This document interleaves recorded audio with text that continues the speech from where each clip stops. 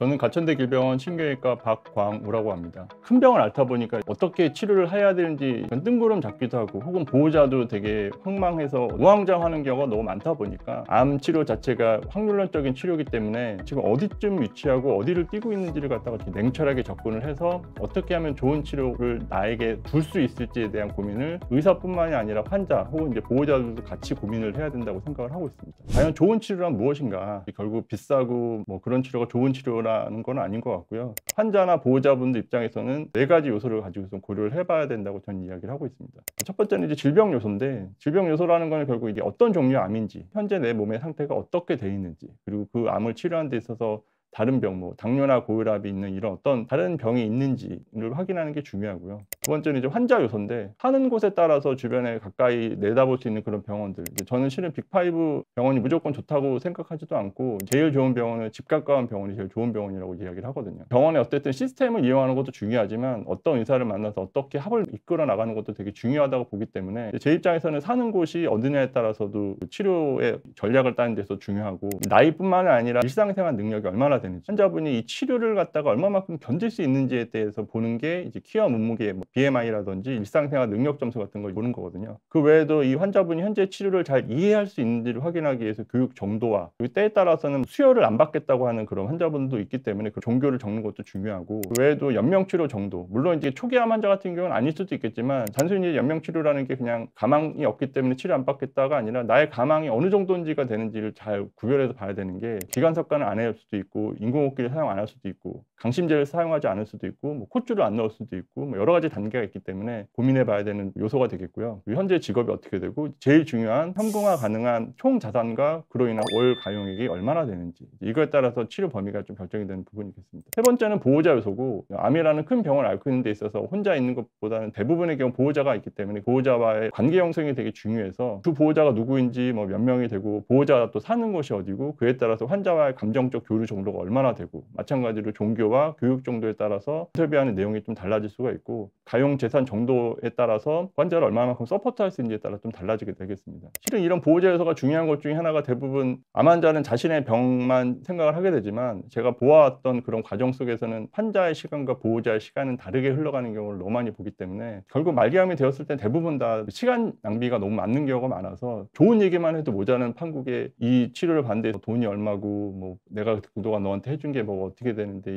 이런 부분들 때문에 감정적 소모를 너무 많이 받기 때문에, 그런 과정 속에서 좀 더 객관적인 어떤 데이터를 놓고 같이 이야기를 함으로 인해서 좋은 마무리, 뭐 좋은 완치, 그런 걸 마무리하기 위해서라도 이런 의사소통이 필요하지 않나라는 그런 생각을 하고 있습니다. 치료적 요소라 같은 경우는 과연 치료 목적이 뭔지, 이거 그냥 완치 목적인 건지, 혹은 이제 병의 진행만을 늦추게 하기 위한 완화 목적인 건지, 단순히 통증만 치료하는 목적인 건지, 이런 치료 목적에 따라서 치료 방법도 조금씩 달라질 수가 있는데, 항암 치료를 할지 아니면은 방사선 치료를 할지 완화 치료만 할지, 이거에 따라서 앞서 말씀드렸던 그 네 가지 요소를 놓고 확률론적으로 접근을 하게 되는 거죠. 예를 들어서 폐암 사기 환자인데 이 약을 썼을 때 얼마나 들게 되고, 이렇게 쓰게 되면 당신이 몇 프로의 확률로 살 수가 있게 되는데, 그 와중에 생길 수 있는 부작용은 얼마나 되고, 병원 어디 정도를 알아봐서 보호자랑 충분히 상의해서 앞으로는 어떻게 될 거니까 어떻게 준비하시라, 이런 식으로 가이드를 내줄 수 있는 그런 얘기가 되겠고, 그 결과가 어찌 되었든지 간에 모두가 납득할 수 있고, 그리고 그로 인해서 서로 간에 후회가 남지 않게 하는 게 저는 어떤 죽음 공부의 일환이라고 생각을 하고 있습니다.